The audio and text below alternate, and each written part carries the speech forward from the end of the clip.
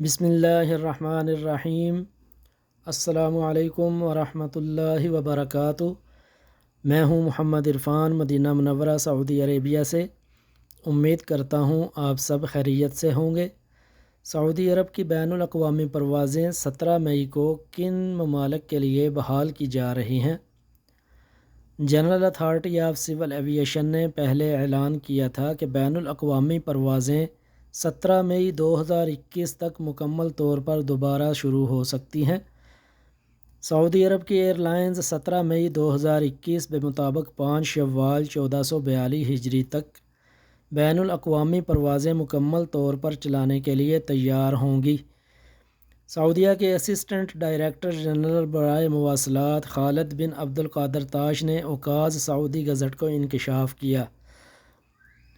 سعودیہ کے اپنے Twitter account پر شائع کردہ ٹویٹ پر اوقاز کے سوال کے جواب میں سعودی عہدیدار نے کہا کہ اس سے ظاہر ہوتا ہے کہ بین الاقوامی سفر پر تمام پابندیوں کو ختم کرنا خاص طور پر 5 شوال تک ہوگا۔ ٹویٹر اکاؤنٹ پر ایک ٹویٹ میں سعودی ایئر لائن نے کہا، کیا آپ نے اپنے سامان باندھے ہیں؟ سوٹ کیسوں کی تصاویر کے ساتھ اس بات کا واضح اشارہ ہے کہ سعودیوں کو کسی پابندی کے بغیر بیرون ملک سفر کرنے کی اجازت دینے کے لیے قریب 1 سال کی معطلی کے بعد مارچ 2020 میں عالمی سطح پر کرونا وائرس وبائی مرض پھیلنے کے بعد 1 سال تک معطل ہونے کے بعد دن قریب آ گیا ہے۔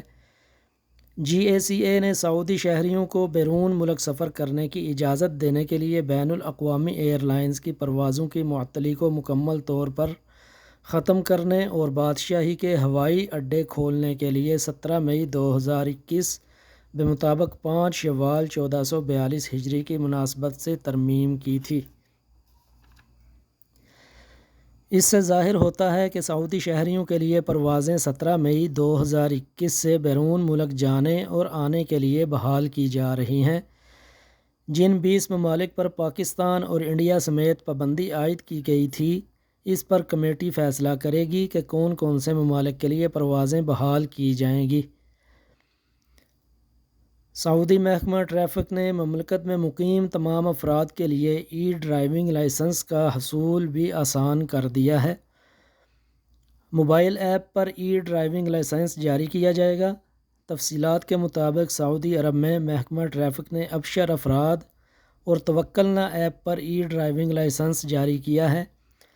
اس حوالے سے متعلقہ ذرائع کا کہنا ہے کہ محکمہ ٹریفک کے ترجمان نے بتایا کہ ڈرائیونگ لائسنس کا ڈیجیٹل کا edition Saudi data and artificial intelligence SDAIA کے تعاون سے تیار کیا گیا ہے۔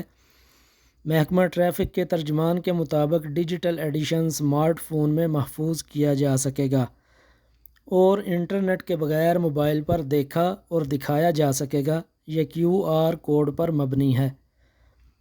یاد رہے کہ اس سے قبل سعودی محکمہ پاسپورٹ نے ابشر افراد ایپ پر ڈیجیٹل ہویہ مقیم جاری کیا تھا۔ امید کرتا ہوں آج کی انفارمیشن پسند آئی ہوگی۔ سعودی عرب کی مزید اپڈیٹس کے لیے میرے چینل کو سبسکرائب کریں اور ساتھ بیل آئیکن پر کلک کر دیں تاکہ ہر نئی اپڈیٹ آپ تک بروقت پہنچ سکے۔ آپ کے قیمتی وقت کا بہت شکریہ۔ اللہ حافظ۔ السلام علیکم ورحمۃ اللہ وبرکاتہ۔